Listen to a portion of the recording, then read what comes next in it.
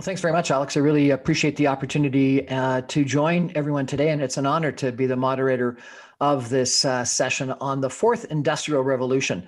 I run a consultancy company called Crombie Capital Partners. I provide part-time contract chief financial officer services to a bunch of different companies. I've done it in the IT space, in the sports and entertainment space, and I'm currently in the medical device space. So I've got some knowledge of this area.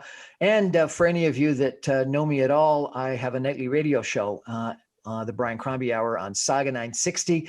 And I've had a couple of shows recently on the Fourth Industrial Revolution. The Fourth Industrial Revolution is a concept that has become in vogue of late. And it's really related to this idea that, a couple hundred years ago, we had the first industrial revolution with steam.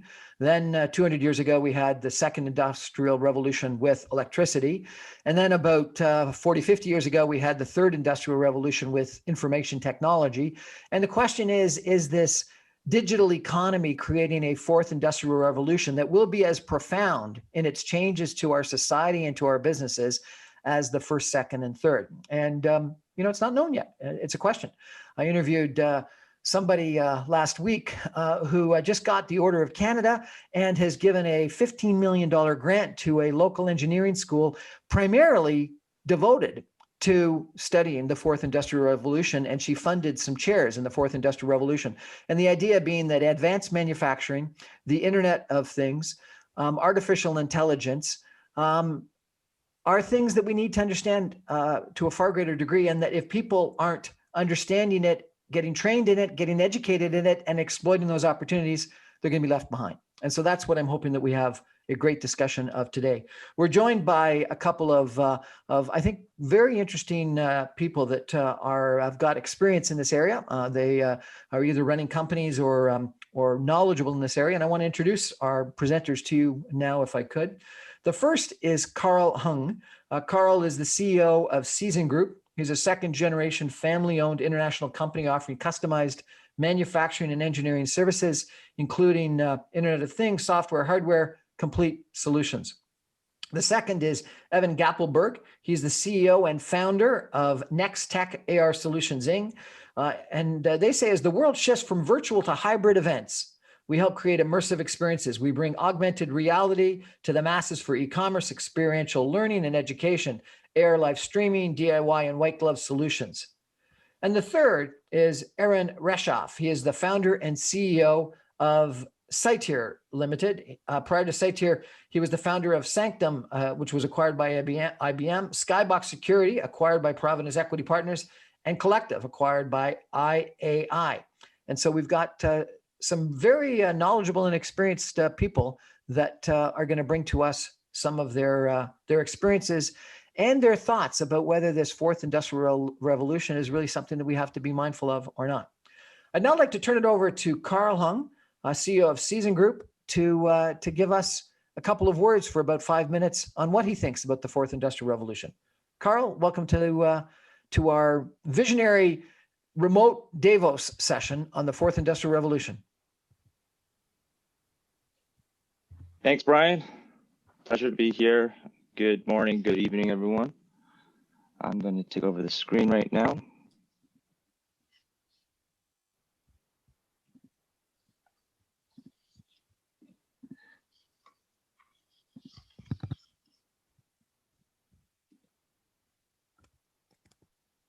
All right, slideshow mode. I think. Can everyone see my screen?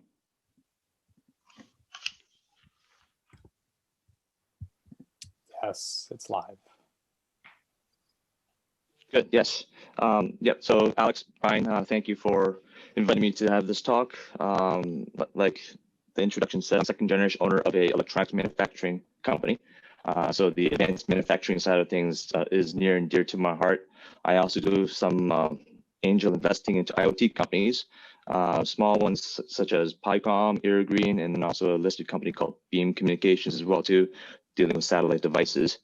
But my day job is running the electronics manufacturing company, where we have manufacturing facilities in Mexico, Malaysia, China, and the UK. we start off as an electronics manufacturer, but then quickly realized when I took over that we need to add design to our capabilities. And with that, that's what transformed us to become a full stack IoT service provider. And this transformation stemmed from a organic demand from our customers. We saw more and more of our customers in traditional boring spaces such as laundromats, laundry machines, all of them wanting to add connectivity, to add data analytics to their offering. And this was probably 8-10 years ago. So that was when we first got on to the fact, okay, there is such a thing as the Industry 4.0 coming along, and it's touching areas that you don't even expect.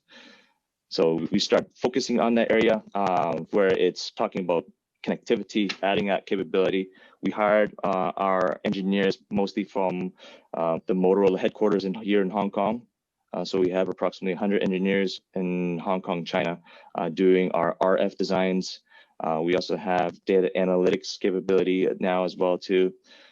So we combine it all to offer our customers a service to take them into the Industry 4.0.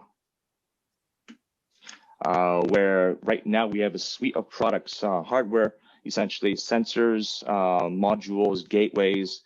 We also have a back-end service as well too, with some analytics involved to help our customers get connected, offering an IoT system as soon as possible. Our selling feature is that we can get our customers from concept to production, proof of production within 90 days using our modular system. So what we're seeing right now is, what we felt was that in the IoT world, basically 1 in 5 IoT programs were succeeding. So it's a really low success rate because a lot of people were launching IoT in a wrong manner. They're focusing the wrong areas, thinking of the wrong use case, and weren't focusing on the cost of launching products. And so for us, we take them through the whole process, doing a consultation approach and trying to help them launch the most secure, the most cheap product that they can, so that it's a quick return on investment for them. And we've been successful doing that for some of our customers.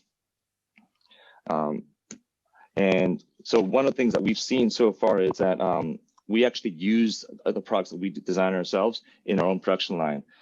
We've got a manufacturing execution system that's connected to all of our sensors, so we know the temperature, the status of our manufacturing equipment, and it's vital for us because in the manufacturing world, actually, it's not a glamorous industry at all.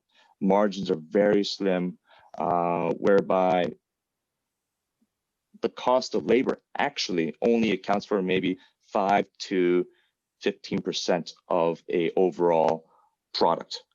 So the cost of manufacturing, it's mostly in the component side of things. It's not labor. So if we can use the IoT and advanced manufacturing to reduce that cost anyway, that would help make it a more level playing field. And that's why I feel actually the advanced manufacturing industry 4.0, it's a equalizer in this current geopolitical turf war, shall we say, whereby you can literally, if you invest in the proper advanced manufacturing techniques, you can manufacture products just as cheaply in the UK and the US as you would in China or Vietnam.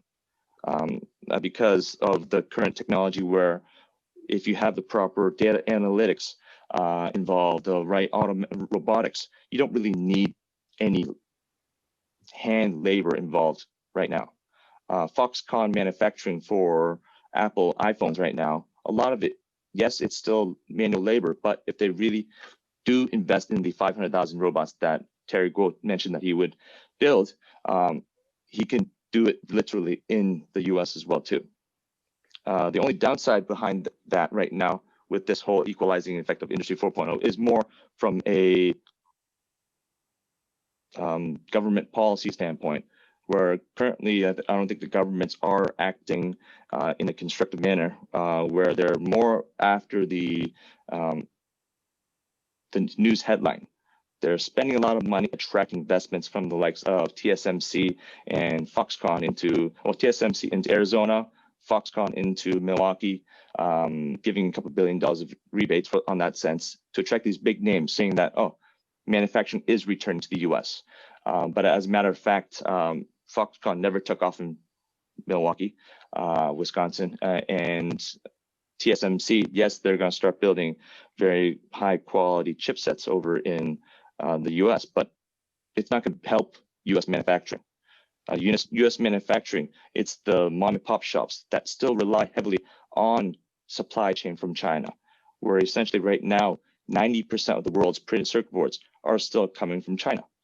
So to win the war, to build American, you can't only build one component in the US and call it made in America. You have to build everything in your own local country to make it successful. So from a policy standpoint, they have to do a lot more to make sure the supply chain is brought back to each regional country. Otherwise, it doesn't make sense to have the final assembly locally in your own region using advanced manufacturing IoT, but your printed circuit board is still from China, where all they have to do is hold up shipment, and you can't compete.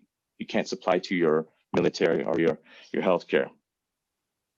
So from my standpoint, we've been in this industry where for the last 8 to 10 years already, we've seen it, we've invested into it. And I don't think it's a matter of whether Industry 4.0 will happen. It's already happened. I think that was the point that Evan was mentioning prior to the call as well too. It's here. And certainly I think advanced manufacturing side, I think with COVID, it's brought digitalization forward by 10 years, as some experts claim. I think with Zoom, with more AR, VR usage as well to propel how we operate. But certainly it's already here from the advanced manufacturing side. We're seeing a lot of machine learning and AI to help us manufacture better as well too. So I think what's happened is the difference between Industry 4.0 and the previous industry revolutions that Brian mentioned previously is that for those, you've had one generation to adapt. Your dad might be out of a job because of the steam engine, but then the kids will learn and they're not going to be focusing on coal anymore or whatnot. But for us, the Industry 4.0, this revolution, you don't have generation. You don't have that benefit. It's years. So people and the governments around the world needs to push for that re-education as quickly as possible. Otherwise, it doesn't matter if the technology is there. There's going to be a revolt on the other end, where there's a lot of jobless people not benefiting from this Industry 4.0. So that is my thought on the Industrial Revolution 4.0. Absolutely fascinating. Thank you so much. Lots to think about. And I think the idea that we have accelerated digitization during the last 9 months. Some people have talked about 9 years worth of digital evolution in 9 months of COVID-19. Certainly is scary when you think about how quickly people have to adapt. So thank you for that, Carl. I really appreciate it. I'd now like to introduce you to our second speaker. Our second speaker is Evan Gappelberg. Evan is the CEO and founder of NextTech AR Solutions Corp. And their byline says, as the world shifts from virtual to hybrid events, we help create immersive experiences. We bring augmented reality to the masses for e-commerce, experiential learning, and education, AR live streaming, DIY, and white glove solutions. Sounds pretty interesting. Evan, take it away. What do you think about the fourth industrial revolution? Is it actually happening, and how are you contributing to it? Oh, it's here. It's here in a big way. Actually, I'm going to share my screen so that you can see a little bit about, the world that I'm in. And we are a public company, NextTech AR Solutions. The whole idea, I'm assuming you could see my screen, Brian? Yep. Okay. So the whole idea of NextTech was, I'm a trend spotter. My background actually is Wall Street, spending 30 years on Wall Street, Yeah, I've gotten very good at identifying mega trends. So I saw this multi-decade, multi-trillion-dollar mega trend kind of forming on the horizon. This is back in January of 2018. And I didn't really know what it was. You know, now it's being called the fourth industrial revolution. When I spotted it, I was just thinking augmented reality, virtual reality. Those are going to be really big industries, and I want to get on board and get in front of that tidal wave. And so I founded Next Tech AR Solutions and wanted to be the first publicly traded pure play augmented reality company, because there really wasn't any in 2018. And so we did go public, and we have like a $300 million market cap from basically 8 million pre-money. So in just a couple of short years, the market's identified us, and we have lots and lots of great technology that I'm going to speak to through this slide deck a little bit. 5G and AR wearables are the future. Just look at the chart; it speaks volumes, right? The size of the market is going straight up, and it's huge. So we're in the midst of it. It's already begun. The train has left the station. The fourth industrial revolution is here, and we could see it in the public markets. Like, you don't have to believe me. The revolution is being led by augmented reality, AI, the Internet of Things, edge computing, and the 5G network. 5G network really is powering all of it. And they're all kind of converging and becoming increasingly ubiquitous for training, e-com, advertising, entertainment, really everywhere you go in life. And this convergence is, in my view, stimulating a rapid market adoption environment similar to the internet of the 1990s. Very similar. It feels the same to me, and I was there in the 90s. And it's driving the creation of these multi-billion-dollar industries almost overnight. And this is a market that Next Tech is uniquely positioned to capitalize on. 5G installation is already underway in many countries, and it's really going to accelerate this whole fourth industrial revolution. If you look at AR-capable consumer wearable devices, they're already starting to emerge on the market. Big tech, Apple, Google, Microsoft, Samsung, Snap, Lenovo just released some AR glasses. They're all competing for the first widely adopted consumer glasses. This speaks volumes. Look where we are, look where we're going. VR AR headsets, the global shipments are going to go up 10x by 2024. I mean, that's just enormous growth. And, we're positioning ourselves to be taking full advantage of that growth. If you look at mobile 5G, it's going to go up by 11x over the next 5 years. I mean, it's just, off the charts type of growth. And again, it's all, this fourth industrial revolution is here. You could see in 2019, it was really like just starting, now it's accelerating. This is really going to speak to some of the stuff that's going on in the world of augmented reality. Again, that's what we do. We're really focused on the augmented reality space. So I'll just play this video.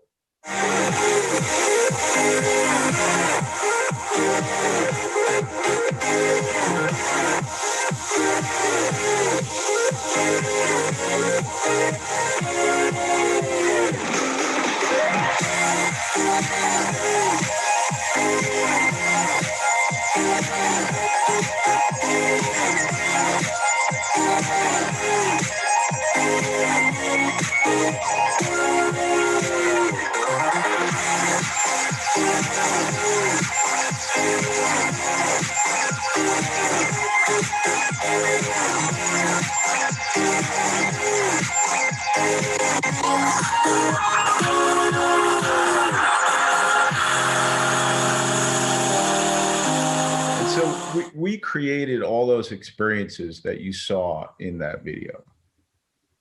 Here's a unique creation that we just launched in the AR space. I call it the genie in a bottle. This is our brand, True Life Supplements. And I think, you know, when you see this video, you'll understand the future is here now.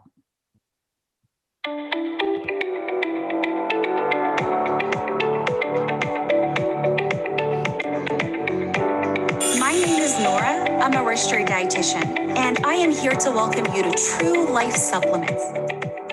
So you can imagine every supplement bottle, every pill, every box, everything that you buy that gets shipped to you has a trigger, and the genie pops out and speaks to you about what's in the box. You know, it could be episodic content, and the episodic content really is like a channel, a two-way channel. We're actually developing and about to launch live streaming, so that you can have a hologram that pops into your house of any thought leader, and it's live. It's not even pre-recorded, which is a total game changer. So there's, you know, infinite experiences, infinite possibilities, very immersive technology. We have a virtual experience platform. It's really a virtual events platform that we've integrated augmented reality into. We have 3 augmented reality apps on the market today that all do different things. We have an AR ad network, which is a huge, huge part of our future growth, where you could literally run ads on the web and have AR experiences embedded into those ads. So you tap on the ad and the product becomes a 3D visualization inside the room with you, which is total game changer. Again, infinite possibilities. Virtual and hybrid events, e-commerce is another vertical that we're pursuing. Again, augmented reality for e-commerce, for virtual events, for advertising, digital learning. Here's kind of a little bit of an understanding of how it all works. You don't necessarily need an app. We also have web AR, so you could visualize products in 3D without an app. It's happening. We're getting indications from the market, meaning, you know, again, back to, is the 4th industrial revolution here? Well, in 2019, there were just a couple of pioneers that we were doing business with. 2020, the big boys showed up, and 2021, that's continuing, meaning we're seeing the adoption of this technology from big box retailers. So, you know, 3 simple steps. We create the content in-house. We have an AR factory. We have 235 employees, up from 30 just a year ago. That's how fast the 4th industrial revolution is moving. It's pushing our business from 30 employees to 230 plus. So, you know, we've been working in the field prior to things really catching fire, but currently the train has left the station, and this just speaks a little bit to how it's done. We have a whole, you know, editor video. I know we're kind of running late on time, so I'm just going to keep going. Analytics is a big part of it. We could track and measure everything we do. This is an analytics dashboard for one of the sites that we manage. You could see a 14.47% add to cart. You're seeing 3 hours of dwell time, 2 minutes, 27 seconds. You know, these numbers actually are very, very high compared to non-AR experiences. And again, web AR, e-commerce dashboard, where you could track and measure everything you do. These are just kind of a portfolio of different products that I call it ARtizing, turned into AR shoppable experiences. And you could see it goes all the way from vacuum cleaners to glasses. It's a wide variety of product. Our company is led by Fortune 500 executives. And so SAP, you know, he's my COO. We have an executive from SAP. My CMO is from Apple. The president of Microsoft Online just joined us January 5th. Disney, VMware, Norton. Why are these guys here? Why are they at a startup? Because they see the fourth industrial revolution is here and they want to participate. That's why they've come to Nextech. I mean, I asked them all, like, why are you leaving your jobs? Like, these guys have been there for 10 years, 20 years. And they're like, you guys are the future? It was just that simple. That's it, Brian. Evan, fascinating. Thanks so much. Those charts of the 10 times increases in so many different, AR and 5G, et cetera, are pretty astounding. And I think your bottom line question is are we ready? Yeah, it does kind of blow your hair back. It's like, you're just like, hang on, because are we ready? I mean, are you ever ready, Brian? Are you ever ready? It's kind of like, that swimming pool of cold water, Well, and it's a little bit shocking to have you describe yourself as a startup and have a $300 million market cap. So that's kind of interesting as well.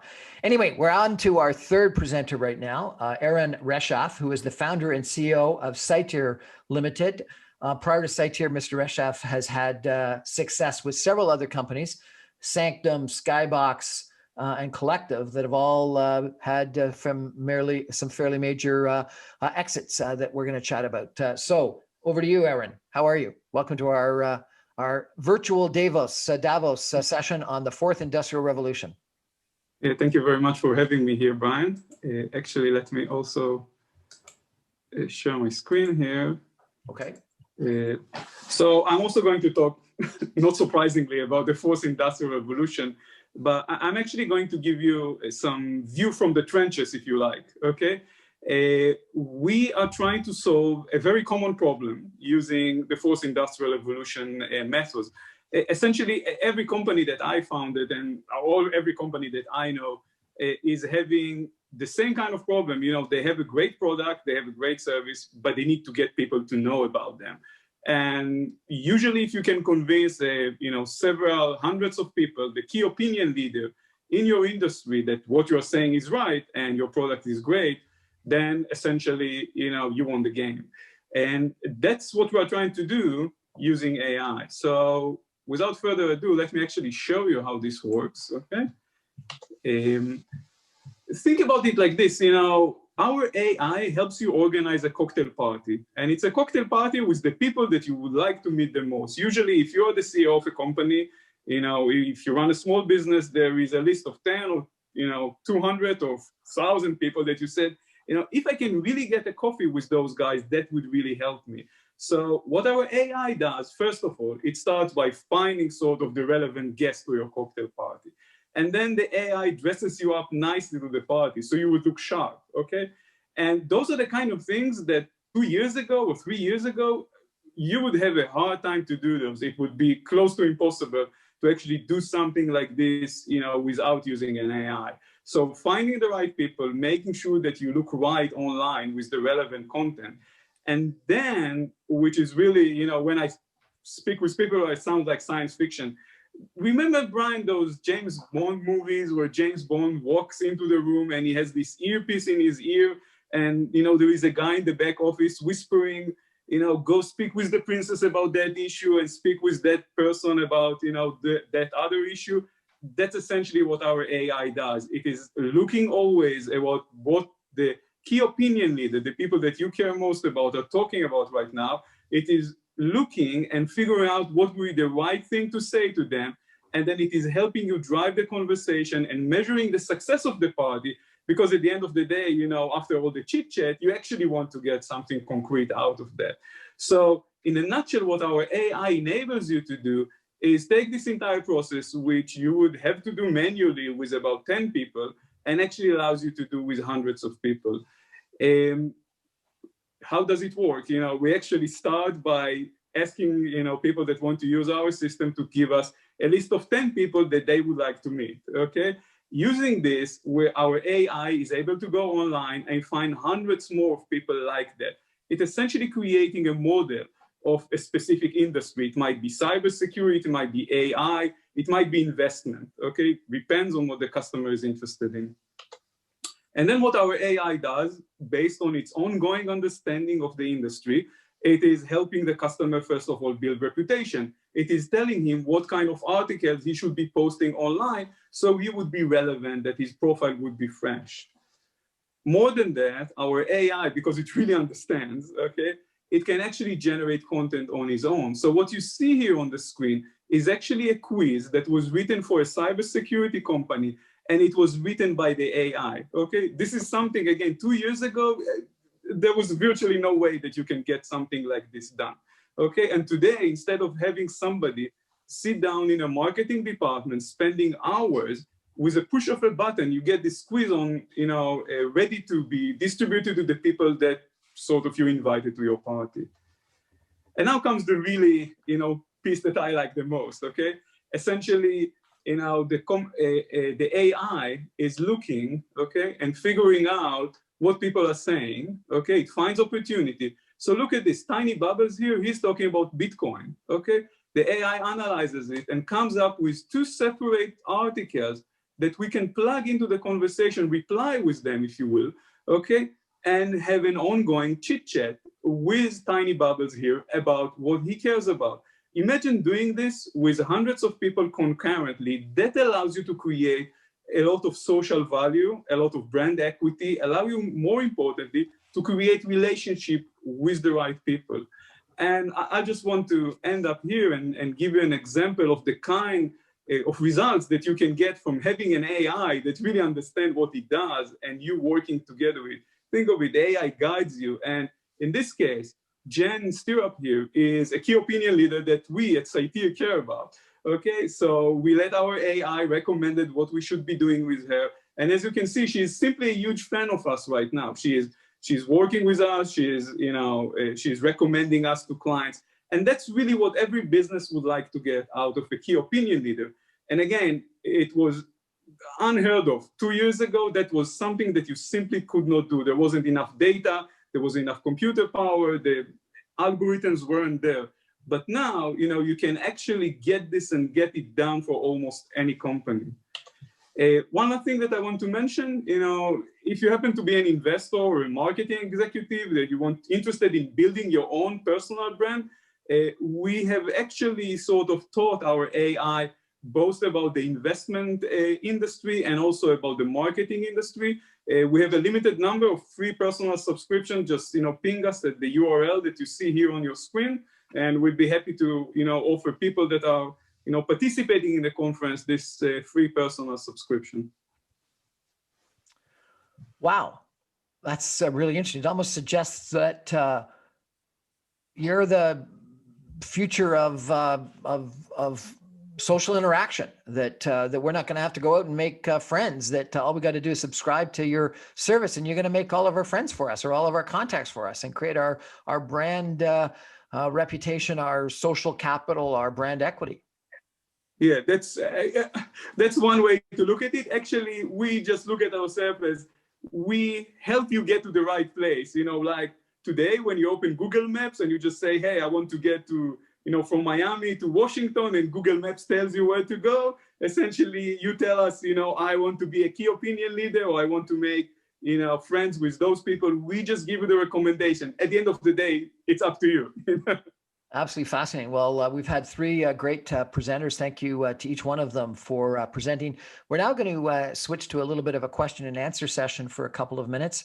And then we're going to have an opportunity for anyone online to either ask questions by connecting up to us through the chat box, or Alex, I'm not sure whether they can actually plug in and ask verbally or not. But if you've got any questions, just in the chat box, let us know. And maybe we can stop sharing screen and get back to a gallery view of the bunch of us. I wonder if I could take a step back for a second and ask the panel.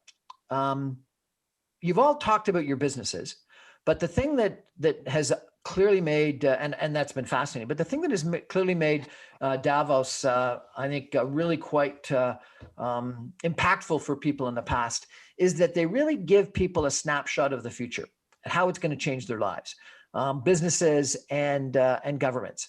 And I wonder if you could give a little bit of a thought to, is this going to be as profound a change to our daily life as going from, steam and agriculture to in the industrial revolution of steam, or from, the electricity to the digital world where, I think we were talking a couple of minutes ago about how dramatic the creation of the internet was, the creation of computers were.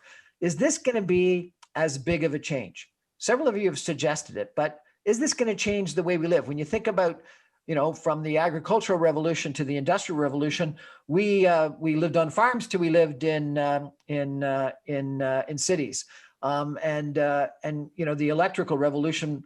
A lot of people credit to the creation of suburbia, and we left cities and went into suburbia. Is this going to change the way we live? Is this going to change the way we interact? Any of you? Well, I think that, it's obvious this is going to be a huge impact. You're already seeing it. Again, at least again, from my limited perspective, when I'm speaking with marketing department, what they've done 10 years ago and what they're doing today, it's completely different. The productivity of people is sometimes 10x to 100x, thanks to all kinds of AI and automation. It is simply unbelievable. Carl? Yeah, I think. Go ahead. Yeah. Alex? No, you first, please. Oh, no, okay. Yeah, no. Yeah, it's certainly the past 12 months have given us a taste of what life moving forward will be like post-COVID. But certainly I don't think it'll be the extreme that we're at right now, where 90 or 95% of everyone's working from home.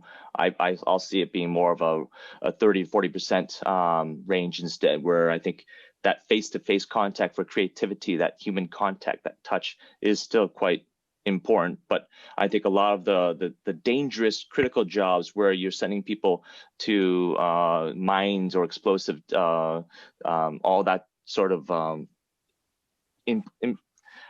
dangerous work, I think with 5G itself, with the no latency approach of things, all of that can be automated and a lot of lives will be saved. But then I think entertainment-wise, our lives will be a lot better, and communication and connectivity-wise will be great. Evan, what do you think? Is this going to really change our lives? It already has. It's already happened. I mean, come on, it's here. And so it absolutely is. I want you to imagine the glasses that you're wearing has a heads-up display built into the glasses, and that everywhere you look, there are AR, augmented reality experiences, popping off. The menu when you go out to dinner is all of a sudden this menu that's spinning, your entree, your appetizer, your dessert in front of you as a 3D experience. Just imagine a dating app where the girl or guy that you're thinking of going out on a date with is in the room with you for a preview, like a preview date, right? Like, where instead of it being like, Tinder, it's now, this virtual world of, people popping in and out, products popping in and out of your world. I mean, it's going to be pervasive, meaning from the moment you wake up, afternoon, lunch, dinner, it's going to be everywhere. And Ran was describing his business, I was really wondering about its applicability to dating apps, that all of a sudden we're not going to have to go out and choose, that Iran's going to tell us who we should be dating. Pretty much. And I think, AI is a big driver of all of this, because ultimately AI is going to know you better than you know yourself. Think about what I just said. The AI is going to know you better than you know yourself. Yeah. But it already does. If you're using Netflix, it is making recommendations to movies that are much better than you could find yourself, and it's doing a very good job of that. So, Ran, are you selling, or maybe I'm just behind the times? Maybe they already have it. But what about dating apps? Are they making recommendations based on AI? Do they take a look at where you've had successful dates in the past and make recommendations onto the future? I'm not an expert on this specifically, but I guess so. Why not? The data is already there. Part of the reason AI has been more successful now than it has been in the past is because AI relies on having a lot of data to learn from.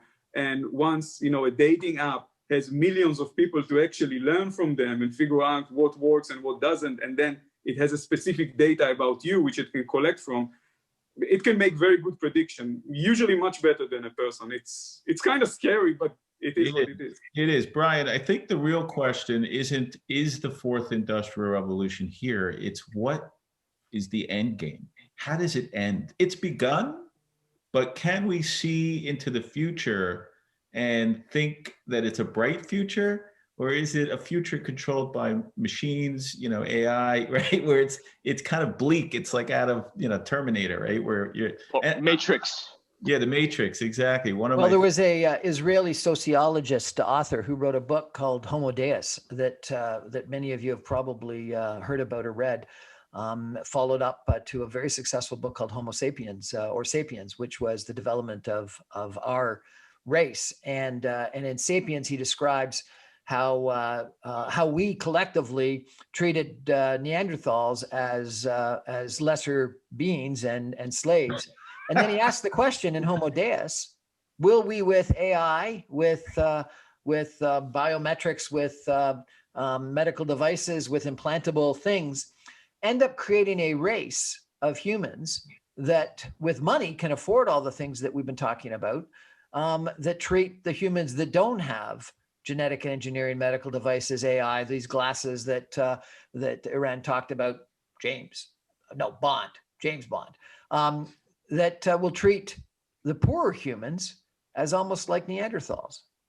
Yeah, well, imagine, Brian, a world where drones operate the law enforcement. Law enforcement's basically a drone army, right? You have drones, that kind of circle around the sky with AI, right? So, and computer vision, and on and on and on. I actually am an optimist, but I also believe that humans have a nasty way of screwing things up.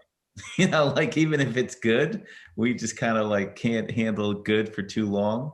And so, unfortunately, I think it's, just going to be technology gone wild. There has to be some controls. I mean, that's the bottom line. Just like anything, I feel like we're now in this stage where everything's new and exciting, and we're all here, and it's super exciting to be here talking about this stuff. But fast forward, 10, 20 years down the line, when it's not all, just brand new stuff that we're all excited about. It's not that new toy that we're all playing with, where, it's actually being used in nefarious ways. So, I mean, there is that other side to it. No question. But it can also be used in good ways, Brian. It really depends on what people would do with it. It's always been the case. I unquestionably think it's going to be in good ways. I guess the issue is going to be, is it going to be available to all? And we've had this with the internet, where unquestionably the internet has been a huge change to our lives. But I think we've seen it in this past year with remote learning. If you don't have access to broadband, and I'm coming to you from Canada, one of the major issues is rural areas and Indigenous communities where they don't have access to broadband. And if schools are closed, are we damaging dramatically the ability for some people in our population to get educated? And so, and we're not talking 5G, we're just talking about getting internet to some people so that they can do remote learning. Maybe, Carl, I could ask you about your advanced manufacturing comments. You were saying that supply chains are going to change, global supply chains are going to change. And we've seen that dramatically over the course of the last year with the pandemic, where, former President Donald Trump didn't allow 3M to ship masks from the United States to Canada. And all of a sudden we had this nationalism around the world where people wanted to have their own mask manufacturing, their own vaccine manufacturing. They were competing for supply contracts for vaccines, et cetera. You've said that you think that that advanced manufacturing is going to change global supply chains. Elaborate. How do you think it's going to change? Well, advanced manufacturing will change along with it if you couple it with artificial intelligence to actually level the playing field for manufacturing. Right now, there's technology out there that I'm investigating right now. It's they actually use video analysis of movements to actually plot out the best route of manufacturing or the movements that you do for assembly, and then actually optimizes it where the yield improves by 60, 70%. So all of a sudden you have a Canadian labor force where you're paying $15 Canadian, you would improve the yield by 70%. That's basically on par with Mexico costs. So that allows for the manufacturing to return to the likes of Canada, coupled with the automation that many companies are investing into Canada and Mexico and the UK as well too. You're moving a lot of the stuff back to the consumed region. But the issue is that's generally the final stage of the assembly only. There's a lot of the tier 2, tier 3, the dirty processes that's not being moved. All the face masks that you're consuming, the material for that, a lot of that material, it's plastics and other stuff where it's being done out in China, woven in China, shipped to the US or Canada and formed into a mask. But if you can't buy that said plastic woven material, you can't still manufacture. So at the end of the day, it's also the control of the raw materials that matters in the entire supply chain. If you don't have the raw materials, doesn't matter if advanced manufacturing or AI is there, you're still going to be tied to your restrictions. So for the last generation, if not two, we've had this massive amount of a movement toward globalization, breaking down of trade barriers, increased global trade, et cetera. Is that going to change as we get advanced manufacturing? Just as an example, I saw this company, a British company, that was doing 3D manufacturing of combo pills, such that you no longer had to have mass production of medicine, of pills. You could actually have 3D manufacturing locally to you of pills, which really breaks down sort of mass production. How about 3D manufacturing of homes, where you have giant machines that hover over a housing project and they're building the homes? There's all this, everything we're talking about is like blow your mind stuff, like it's out of a Orwellian, movie or novel. It's very profound. And so, Carl's, the comments about manufacturing, you're going to have robots taking over the jobs of humans. It's already happened. Again, it's just like, okay, when does it reach that inflection point where everybody's, able to buy these robots and humans become obsolete?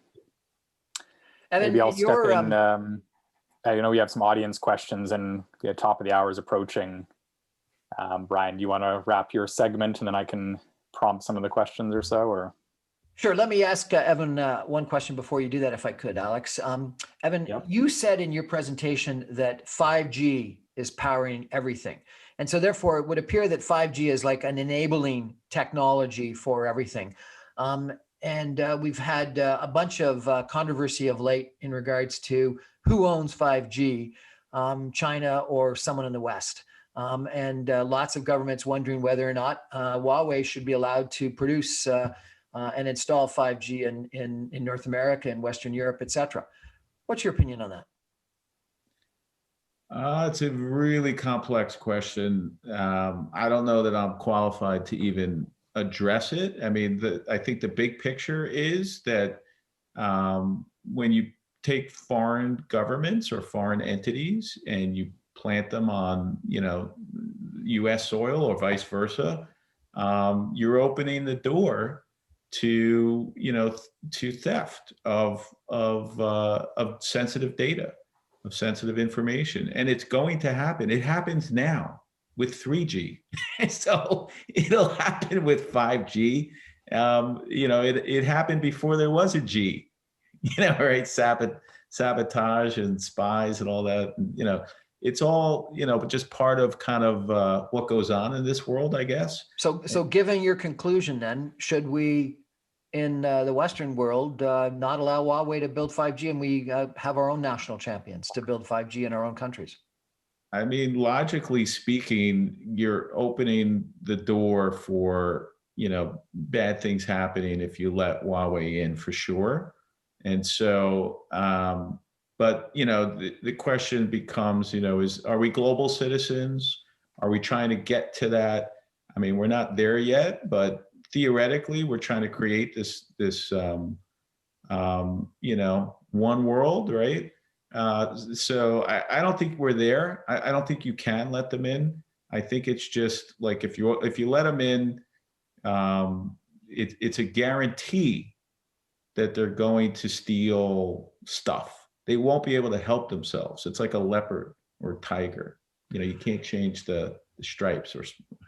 Well, it's been a real pleasure for me to moderate this session. Carl, Eran, and Evan, thank you so much for your contribution. It's been really valuable and very helpful. I think that before I pass it off to you, Alex, if I could just summarize a couple of my own views, I do think that 5G is critically important. I think that what we've talked about is making sure that these technologies are available to all is critically important. And so therefore, getting more people to get internet, to get 5G, to get the ability to connect with the world, if not just their country, but the world, is critically important. And so therefore, democratizing access to technology, to the internet, to communications, I think is critical. We can't allow it to be something that is only for the rich. And if I could, and it's a little bit sort of appropriate given that everyone on this show so far has been male, that I think we need to encourage all people of all races and all genders to be involved in STEM, science, technology, engineering, math. Education is the key to the future. And if not everyone is being educated, we will lead to a world that is not nearly as equal as we want it to be. So I think that we've got to take this revolution and make sure that it's available to all. Anyway, thank you very much. Alex, over to you. Very good. In the interest, and thank you everybody. Well moderated and perfect to touch on some of the broader themes. That was exciting. I'm going to share screen. I guess I see some questions popping up. So from those that are live with us, feel free to pose your